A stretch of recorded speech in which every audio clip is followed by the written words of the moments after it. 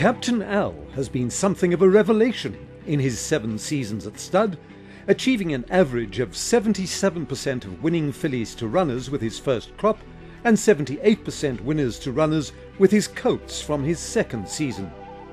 It was as a 3-year-old that Captain Al really shone, capturing both Grade 3 Matcham Stakes and the Grade 1 Cape Guineas, the latter from the extreme outside draw. But Captain Al is out in front. Glamour Boy is fighting back courageously. Captain Al and Glamour Boy, but Captain Al is going to win the Guineas and draws off the winner from Glamour Boy. Sugar Daddy. As a 4-year-old, Captain Al won 2 successive Grade 2 events, the Merchant Stakes and the Diadem Stakes, both over 1,200 metres, beating the subsequently exported Ethnocentric on both occasions. Being by the outstanding Al Mufti, now a proven sire of sires, and being out of a broodmare of the year, the complete warrior mare Off to War, Captain Al had the credentials to make a top sire.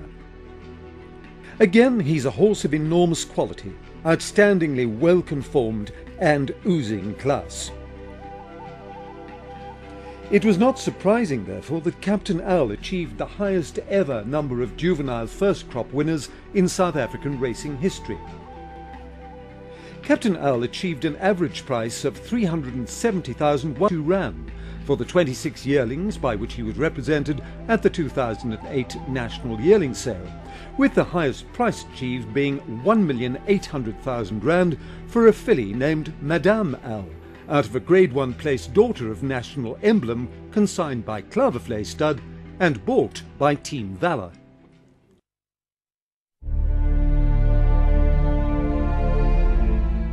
Although he started his stud career at Burwell Stud in KwaZulu-Natal and then went on to Middlefield Stud, Martinelli has been at Klawervlei for the past 2 years. He's a son of the Kentucky Derby and Belmont Stakes winner Thunder Gulch, and is out of the celebrated mare Fall Aspen by Pretence, the dam of erstwhile South African champion sire Fort Wood. Martinelli has obviously inherited the genes of his illustrious parents, because he's done relatively well with his first 3 small crops, given the quality of mare he's covered. The bulk of his winners to date have been sprinter milers, and he's produced the likes of Grade 1 Golden Horseshoe placed Thunder Creek, seen here winning his debut race at Clarewood. And Thunder Creek is going on. Thunder Creek has got it won by 5. Martinelli has grown into an imposing horse who's capable of producing quality offspring, if favoured with decent mares, and he represents very good value for money as a sire.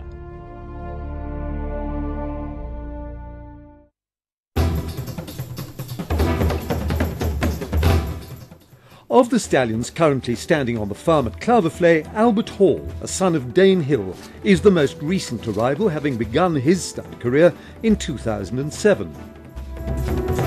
As a juvenile, he won the Group 2 Beresford Stakes at the Curragh for Aidan O'Brien, but his second when running on behind the Epsom Derby winner Motivator in the Group 1 Racing Post Trophy at Doncaster in October of 2004 was possibly an even more impressive performance.